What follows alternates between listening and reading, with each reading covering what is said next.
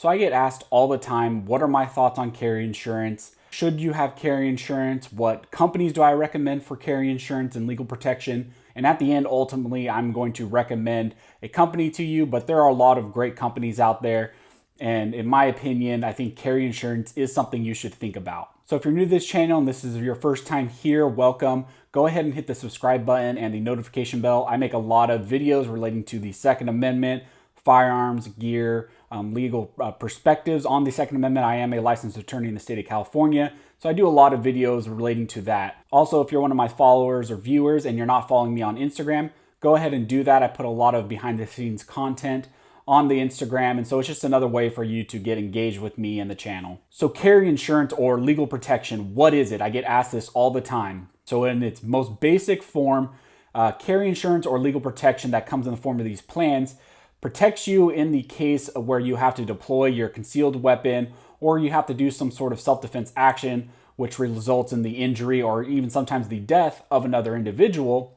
These plans protect you in the legal process that may ensue after you have to take those sort of actions. Think of it just like any other type of insurance or protection plan that you have. So one of the things I want to address is a lot of people say, well, I don't need carry insurance. The likelihood of me having to use my firearm in self-defense or the likelihood of me having to defend myself in a self-defense scenario is so slim, I don't need something like that. First and foremost, if you buy into that type of logic, why then do you have other types of insurances and stuff like that? We always have insurances in place to protect us in the small unlikelihood of something happening. Along those lines, also, one of the main insurance policies that we have and that a lot of you viewers probably have is that we carry a firearm concealed on us.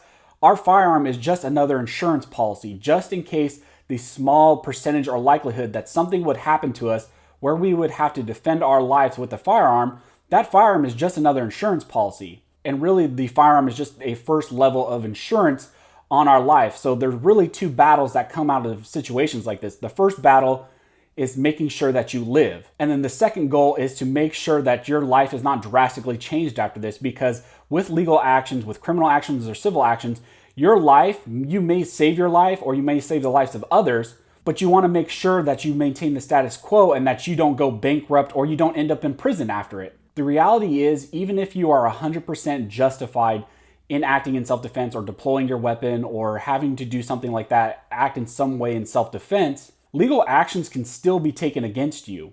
And take it from me, the legal process for things like these take forever. Even if you are 100% justified, you have to go through the legal process, and ultimately it's left up to a jury of 12 of your peers to determine if you were justified or not. You want to make sure that you have the best defense that you possibly can to prove that you are justified in deploying your weapon or acting in self-defense.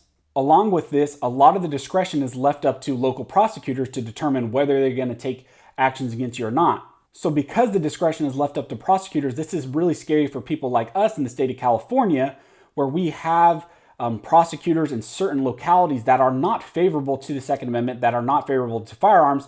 So a lot of the time, since the discretion is left up to these prosecutors, they will take these cases. It's not like other areas where they will not take these cases. They will try to make their reputation, and they like these high-profile cases. So let's talk a little bit about how this carry insurance or legal protection works. Generally, these plans cover the costs of your criminal case, or they cover the costs of your civil cases. A lot of them cover things like bonds. They cover attorney retainer fees, general court fees, stuff like that.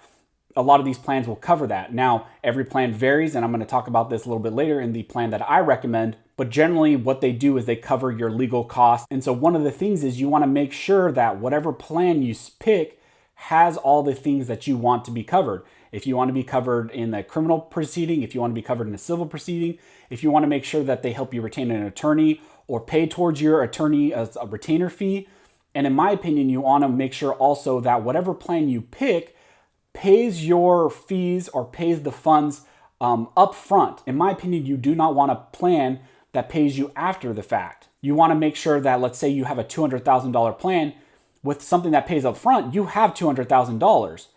If you have a plan that just recuperates up to $200,000, you're not really going to get $200,000 in representation because you're limited to whatever funds you have that you can spend out of your pocket and then they compensate you after the fact. You don't want a plan like that. You want a plan that pays you upfront and make sure that you have your attorney's retainer fee, you get to pay your bond, stuff like that. So now I'm going to talk about the plan or the company that I recommend. Now, this is just one that I recommend. I am an affiliate of this company. This is the plan that I protect myself with and I recommend others protect themselves with. But if you don't feel comfortable with this company, look at all the other companies and the other plans and use some of the stuff that I talked about in this video as guidelines to pick your plans for some of these other companies. But this is just the one that I recommend. And the company that I recommend is USCCA. And in my opinion, USCCA has some of the most comprehensive plans that are out there. So I'm going to go ahead and link to USCCA down in the details, and I'm also going to pin a comment. Just as a disclaimer, those are affiliate links, so I do get a small percentage if you actually get a plan from USCCA. But like I said, this is something really that's left up to you. Make sure that you're looking at all these plans, all these companies on your own. Use this video as a guideline to make an educated decision and really look at the fine details of what exactly the plan covers. First and foremost, they cover every single state in the US. Some of these plans you have to be careful with when you look at the fine print. They don't cover every state. So that's one of the first things you need to look at when you're looking at plans is make sure that whatever company you pick actually covers the area that you're in. And since USCCA is so big, they really have the resources and the funds to make sure that you get what you need. You have to be careful with a lot of these like mom and pop insurance plans or insurance protection companies because they may not actually have the funds at their disposal to make sure that you get the protection you need when you need it. For example, if you just pick a small mom and pop company and you pick a $200,000 plan, they might not have $200,000 at their disposal to just give you and write you a check. From what I've heard, USCCA is kind of hands off. They just write checks. You pick your attorney and they just cut your check. So if you have $150,000, $200,000, whatever plan you pick, and you get yourself into a situation, you just call up to USCCA and you say, hey, I need my money, and they write you a check and they give it to you and you get to do what you need with it. Some of these mom and pop companies may not have the ability to do that. And that's another big thing that I take into consideration with USCCA is from what I've heard, they're very hands off. Some of these companies that you may get a plan under try to dictate what your legal representation is. They try to dictate the type of attorney that you get, and they try to dictate whether actually they will even pay out their plan to your specific factual scenario. Another thing that's good about USCCA is they cover both criminal and civil. A thing to look at with these plans is some companies may only cover you in criminal cases, some companies may only cover you in civil cases. With USCCA, all of their plans cover both scenarios. They have varying money degrees that they will pay out for depending on whatever plan you pick, but they cover both, and that's a big consideration. Because what can happen is, even though, let's say you win your criminal charge and you're found to have acted in self-defense and you're 100% justified, the survivors of, let's say someone died, the survivors of the family or someone who was injured can still bring a civil case against you, even though you were found 100% justified in your criminal case. So you want to make sure that you're protected on both ends. And another reason why USCCA is good is because they cover your attorney's fees, they cover your retainer, they cover your bail bond, they cover your expert witnesses and court fees. They cover all those things under your plan. You have to check the fine print with some of these other companies because some of them will not pay your attorney fee retainer. Some of them will not pay your bail bond. Some of them will not pay court fees. So that's just really something to take into consideration and make sure you're reading the fine print when you pick a plan and when you go with other companies. And another thing that I think is good about USCCA is all of their plans cover an amount of money that I think is sufficient to protect yourself. So for example, the lowest they have in protection for the criminal charge is $100,000, and the lowest they have for the civil is, I believe, $500,000. So this really should help you protect yourself if ever some sort of legal action is brought against you. And again, I'm going to reiterate, the USCCA plan is good because they immediately pay out. They immediately cover your retainer fee, and they immediately cover your bail bond. Now, let's say you have to pay your bail bond. That comes out of whatever your total coverage is, your attorney's fee, your attorney retainer fee, comes out of the total of amount, but that's good because again, what I said is you want to make sure you get your money up front. Another major thing that kind of goes ignored with some of these plans is USCCA lets you pick your attorney. They have a range of attorneys that they recommend, but if you have a local attorney that you feel more comfortable with, you can still use that attorney. They don't dictate what attorney you use. They just cut you the check to make sure that your fees and your funds are met. One of the biggest things is you make sure that you are comfortable with whatever attorney you have representing you. And with USCCA, they make sure that you get the attorney that you want. Another big consideration that you should look at, and why I recommend USCCA, is because the USCCA policy does not restrict itself just to the use of a CCW or the use of a firearm.